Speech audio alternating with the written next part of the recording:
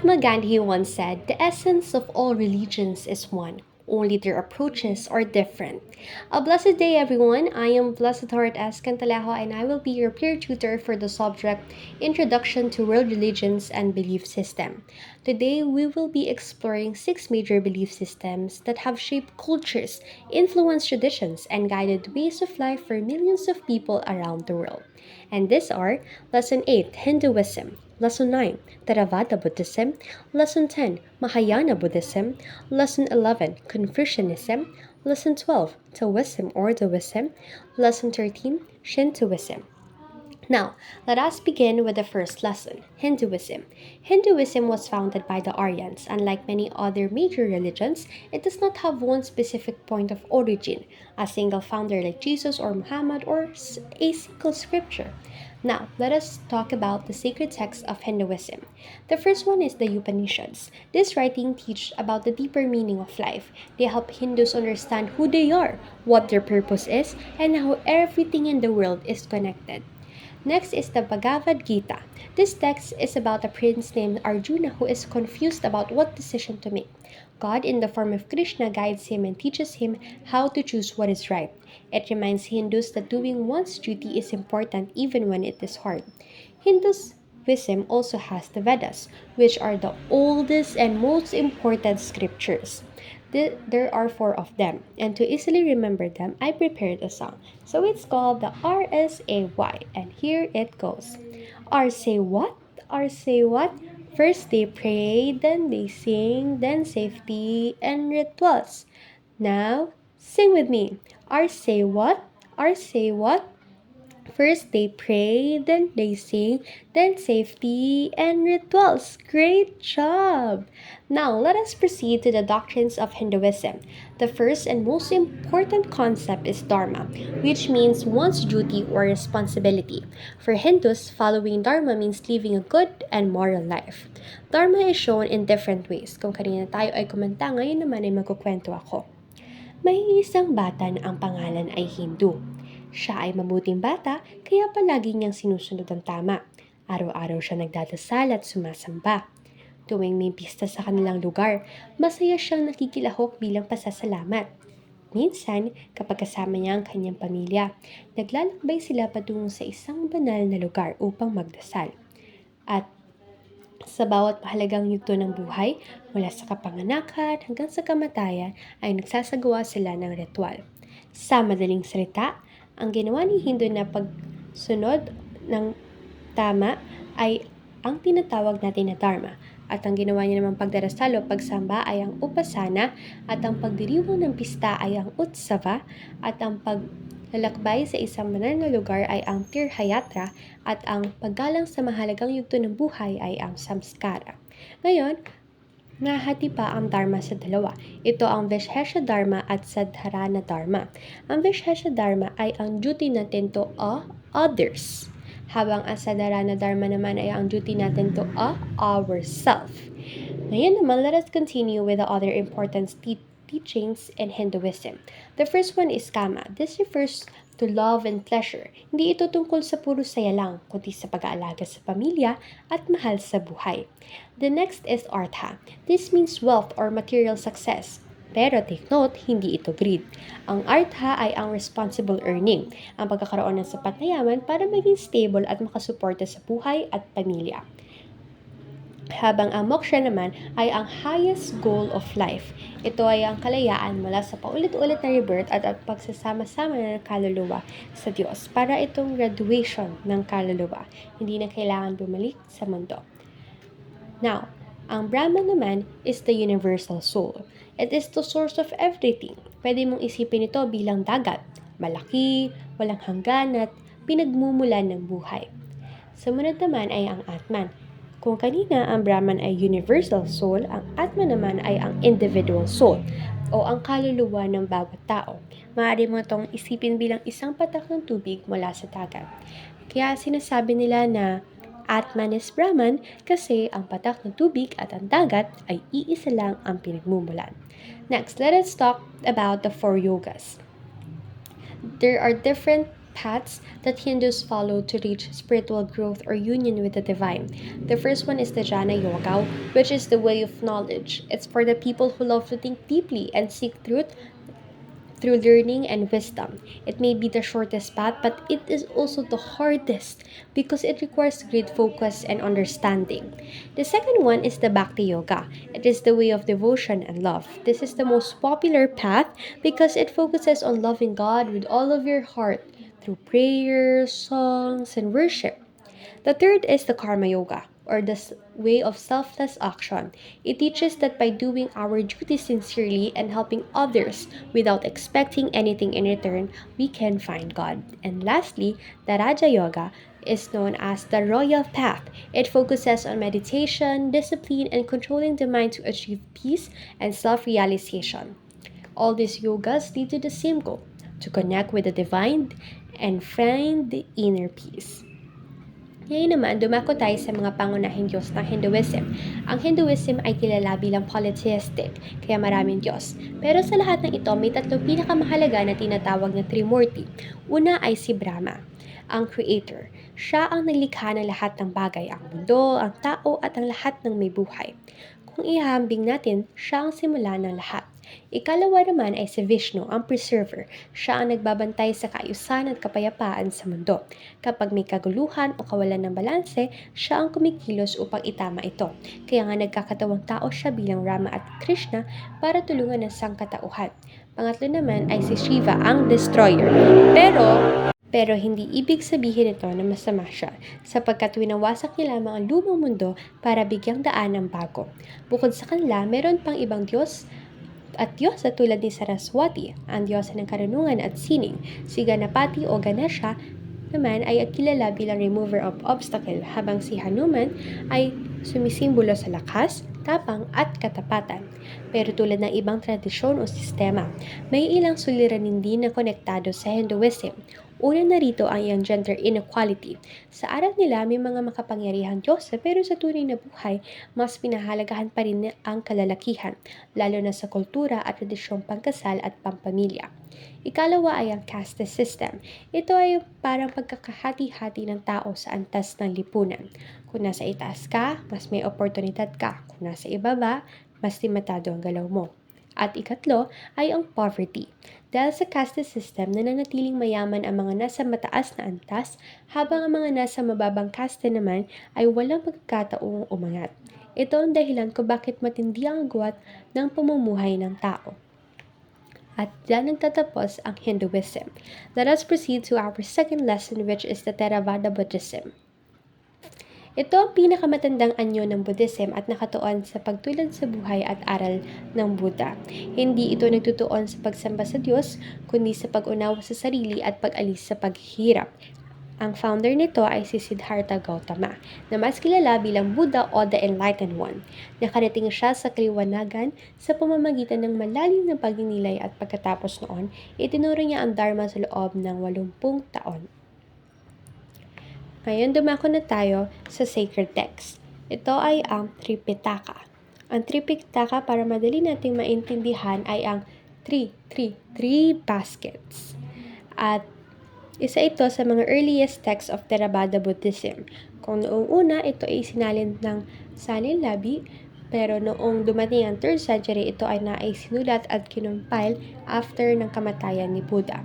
At meron itong 3 bahagi. Una na dito ay ang Vinaya, na inayos ni Upali, at tungkol ito sa mga rules, regulations para sa monks.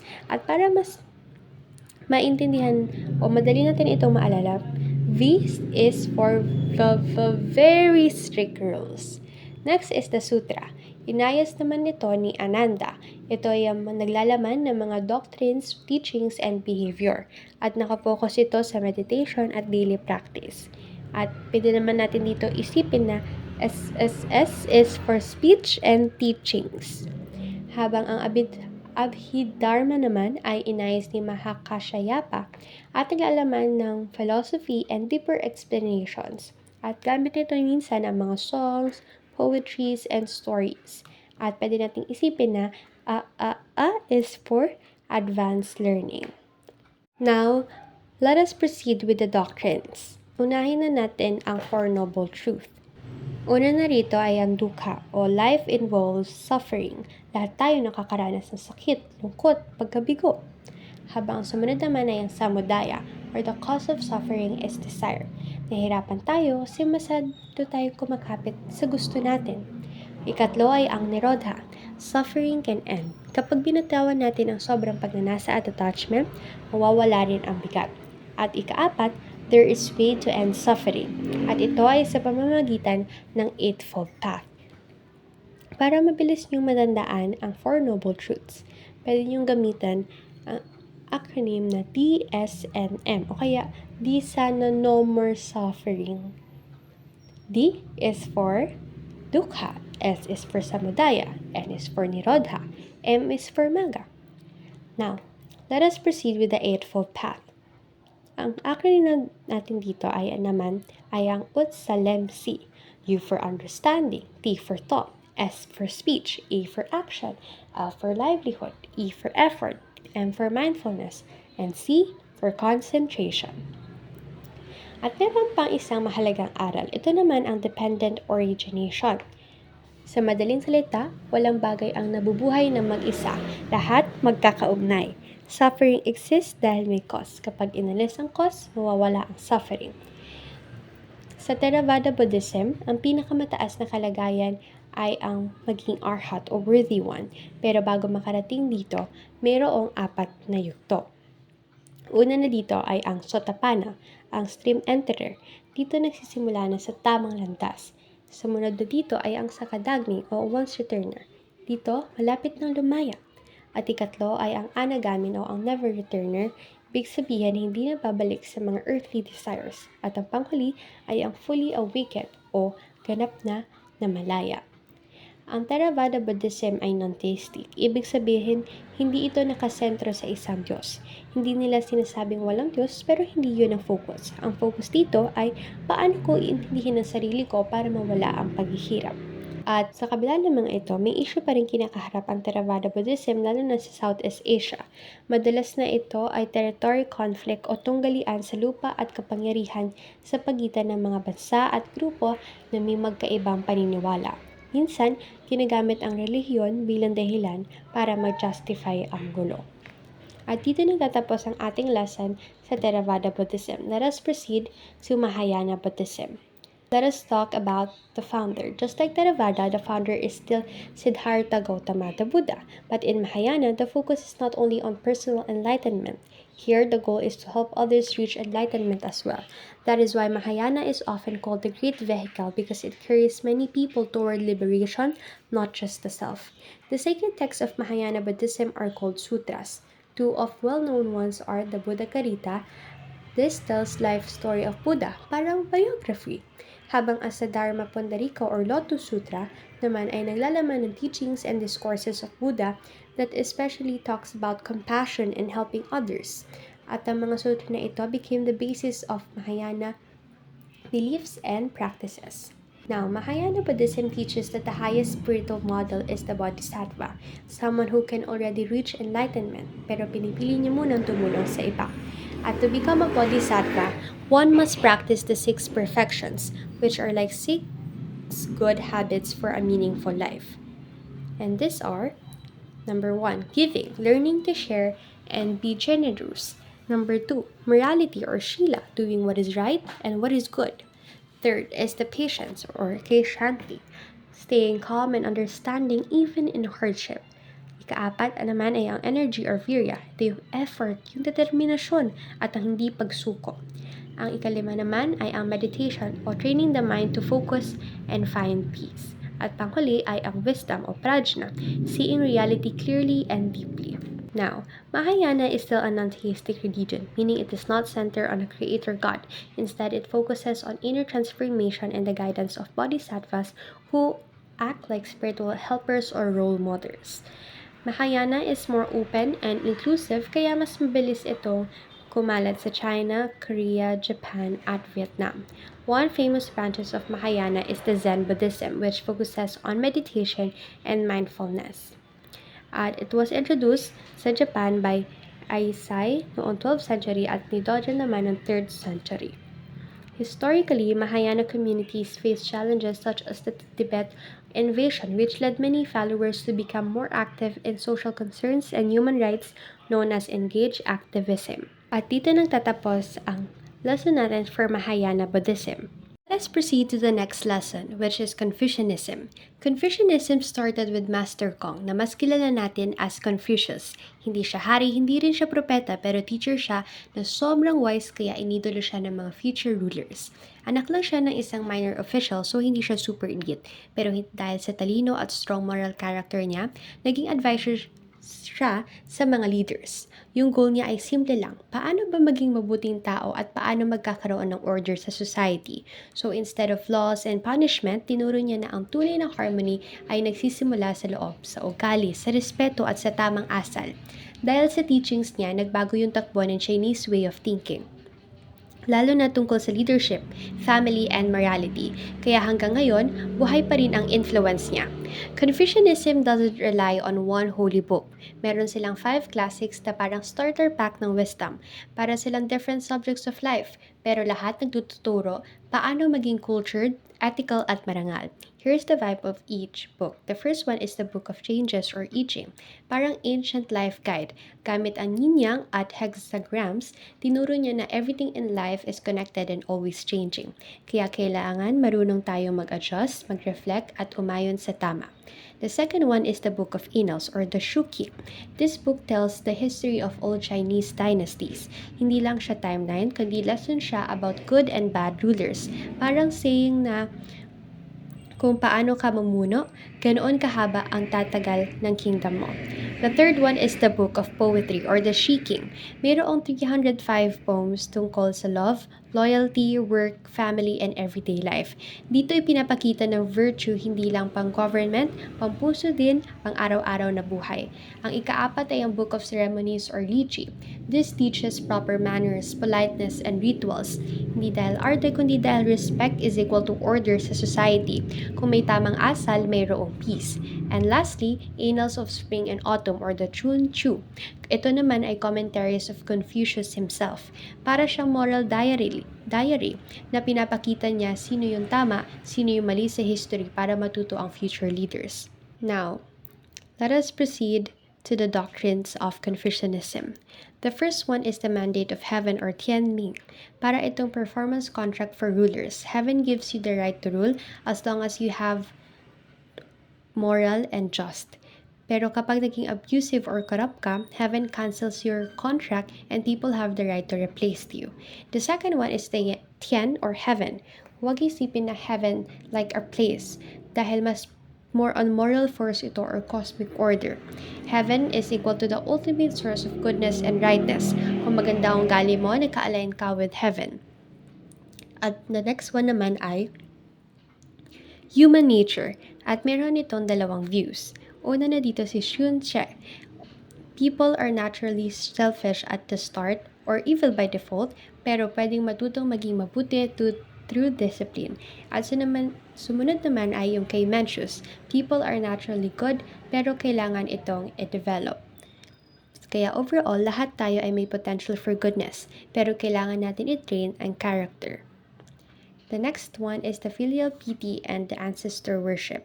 This is about deep respect to parents, elders, and ancestors. Kung marunong kang rumespeto sa bahay, marunong ka rin rumespeto sa society. Dahil respect starts at home. And ang sumunod naman dito ay ang rectification of names. Ito naman ay tungkol sa doing your proper role. Kung ikaw ay anak, kumilos bilang anak. Kung leader ka, kumilos na may dignidad. Kung lahat tama ang role, ay merong order ang ating society. #role plus responsibility is equal to harmony. And lastly, the 5 cardinal rules. Para itong top 5 core traits sa Confucian life. At ito ay ang benevolence or kindness, honesty, knowledge, faithfulness, and proper conduct. Kung meron ka ng mga ito, you live in a harmony with heaven. And lastly, the God or heaven. Confucius did not describe God as a personal deity, but as heaven or Tian, a higher moral force or cosmic order that governs life. And living by the 5 virtues means living in tune with heaven's will. Next is the issues of Confucianism. The first one is the gender inequality. Confucianism established a patriarchal system where men led and women obeyed. Women were seen as inferior with their role confined to home and family. The idea of virtue was defined around male perspective, leaving little room for women's autonomy. And the second one is the authoritarianism. Confucianism valued obedience, hierarchy, and social order. It reinforced strict power structures such as rule over subject, father over son, husband over wife. But while it aimed for harmony, it often led to oppression and suppression of free thought. Critics argue that it discourages individual expression and critical thinking, favoring conformity. And that ends our lesson for Confucianism. Let us proceed to our next lesson, which is the Taoism. Taoism started with a wise man named Lao Tzu. He worked as a record keeper during the Chu dynasty, pero na-frustrate siya sa sobrang corruption at gulo sa gobyerno, kaya umalis siya. Like, he literally walked away from society para pag-isipan ang mas malalim na meaning ng life at harmony. Habang nagre-reflect siya, na-realize niya na everything in the universe moves with a natural flow. May rhythm ang nature. At kapag sinubukan mong kontrolin o labanan ito, dun ka lang mapapagod. So, tinuro ni Lao Tzu na ang tunay na kapayapaan ay nanggagaling sa pagsunod sa daloy ng kalikasan, hindi sa pakikipaglaban dito. That's why Taoism's core idea is simple but deep. Go with the flow. Because sa Confucianism, rules and structures are focus, sa Taoism naman, it's all about balance, peace, and natural living. Mayroong tatlong main texts na bumuo sa puso ng Taoism, pero hindi sila batas. More on like life reflections. At una na dito ay ang Tao Te Ching. Isipin mo ito as Lao Tzu's Diary of Wisdom. Puno ito ng short, poetic lines na parang life quotes pero sobrang lalim. Sinasabi niya na the more you try to control life, the more you lose peace. Kaya instead of forcing, just be. Pagkat ang totoong power ay nasa calmness and humility. The next one naman is the Yin Yang thought. It's the famous black and white circle symbol of balance. At ang message nito ay lahat ng bagay may kabaligtaran, joy and pain, life and death, strength and weakness. Pero kailangan pareho sila para mabuo ang mundo. Tinuturo nito na hindi mo kailangan alisin ang dark side ng life, kailangan mo lang maintindihan at i-balance ito. And lastly is the book of Chuang Tze. Lastly, ito ay mas kwentuhan style, yung mga fables at parables na nakakatuwa pero malalim ang meaning. Tinuturo nito na huwag masyadong seryosohin ang sarili o ang mundo. Let go of pride. Don't cling to labels at matuto makisama sa daloy ng buhay. Sabi nga ni Chuang Tze, when you let go of what you are, you become what you might be.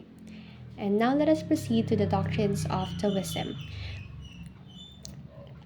Kung may core values ng Confucianism, may guiding principles din ang Taoism, pero mas chill ang approach. Instead of do this, don't do that, it's more like relax, observe, and align with nature. And the first one is Tao as the origin of all beings. Tao means the way. Hindi siya tao o Diyos, kundi parang invisible force that keeps everything in balance, from the stars in the sky to your heartbeat.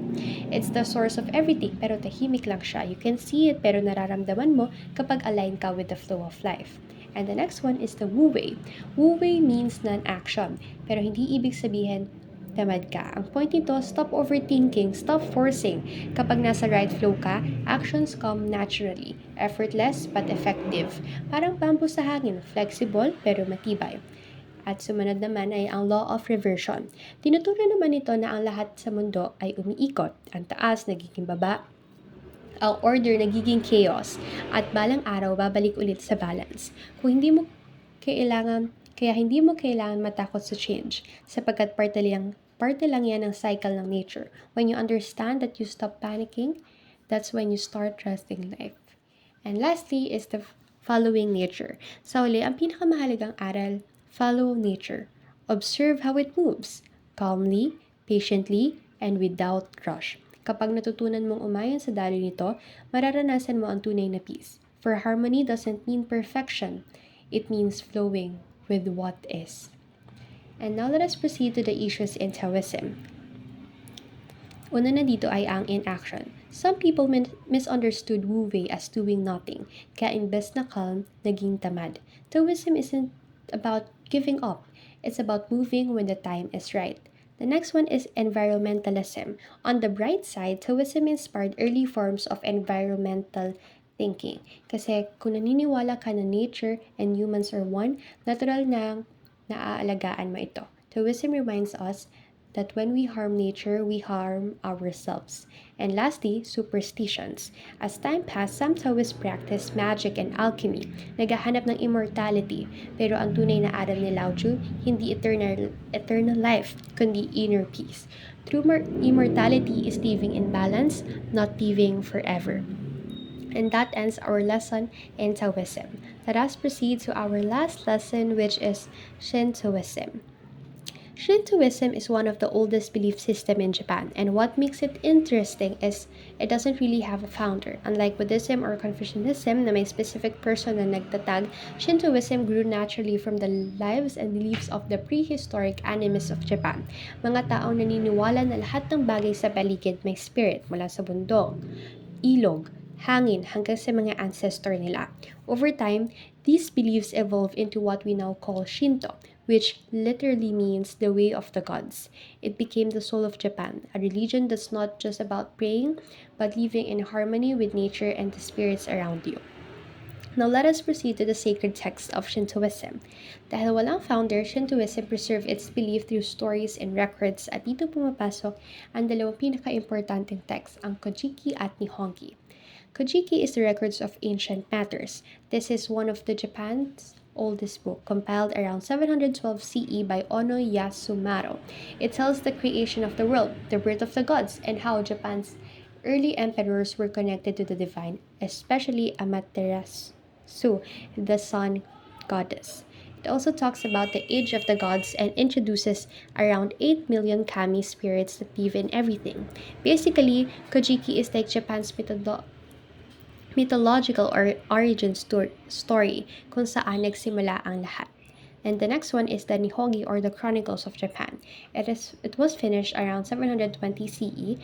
The Nihongi continues where the Kojiki left off, where this time mas political. It connects myths to Japan's rulers, showing that Yamato emperors had divine support.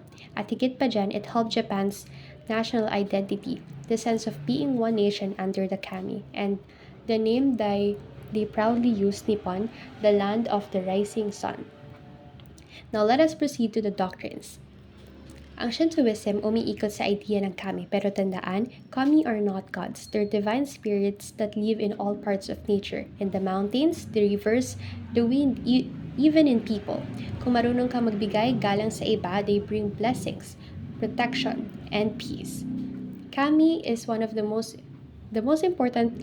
Kami is the Amaterasu, the sun goddess. She's considered the spiritual ancestor of Japan's imperial family. Another famous kami is Inari, the rice and prosperity deity, symbol ng abundance and good harvest. And the next one naman ay the divinity of emperors. Sa Shintoism, emperors were believed to descend from Amaterasu herself. Pero hindi sila Diyos. Rather, they're the bridge between humans and the kami. Their role is to perform rituals, maintain harmony, and to ensure the nation's prosperity and protection. Kaya noon, being the emperor wasn't just about power. It was a sacred responsibility. And now let us proceed to the creation story. Isa sa mga pinaka-focus Shinto stories ay yung creation story from the Kojiki. It tells how the god Izanagi and Izanami created the islands of Japan. Pero habang nanganganak si Izanami sa fire god, she died. Out of grief, Izanagi purified himself, and from his purification came new gods, including Amaterasu, the sun goddess. From her line became Japan first ruler. Kaya sinasabi na the imperial family are descendants of the gods. It's a story that connects nature, purity, leadership, and the heart of Shinto beliefs. And now let us proceed to the Shinto rites of passage. Shintoism isn't just about practice through worship, it's lived through life rituals called Shinto rites of passage that mark important moments from birth to death.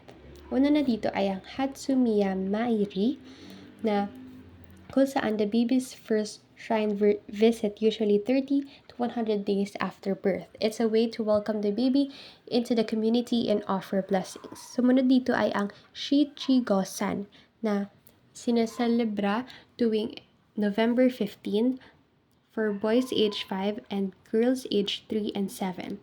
Families visit shrines to shrink the kami and pray for health and growth. At sumunod ay ang Seijin Shiki, held every January 15. At ito naman ang seremonya na pinagdiriwang ang mga young people reaching adulthood at age 20. It's a way of saying welcome to responsibility. Moving on, wedding rites naman ay ang traditional Japanese weddings na often ay Shinto style, where the couple stands before the kami offering vows and prayers for harmony. And next ay ang funeral rites. Interestingly, most funerals in Japan are Buddhist, not Shinto, kasi Shinto focuses on life and purity, while Buddhism handles death and the afterlife. Now let's proceed to the issues of Shintoism. Shrine visits of Japan Prime Ministers. Modern Japan still feels the presence of Shinto, but it also brings some political controversy. One issue is the shrine visits of Japan Prime Ministers, especially to the Yasukuni Shrine, a place that honors Japan's war dead, including soldiers from the World War II. For some Japanese, it's a way of paying respect, but for others, especially neighboring countries like China and Korea, it's seen as a reminder of wartime aggression. So even today, Shintoism remains powerful, not just as a religion, but a symbol of Japan's culture, history, and national identity. And that concludes our journey through the six great belief systems of the world. Each one may differ in rituals, stories, and teachings, but all of them remind us to seek the truth, the peace, and the compassion in our own ways. As you continue studying, remember learning isn't always easy, but every bit of effort brings you closer to understanding not just the world, but also yourself. So keep going, keep learning, and never give up, because growth begins with curiosity and courage.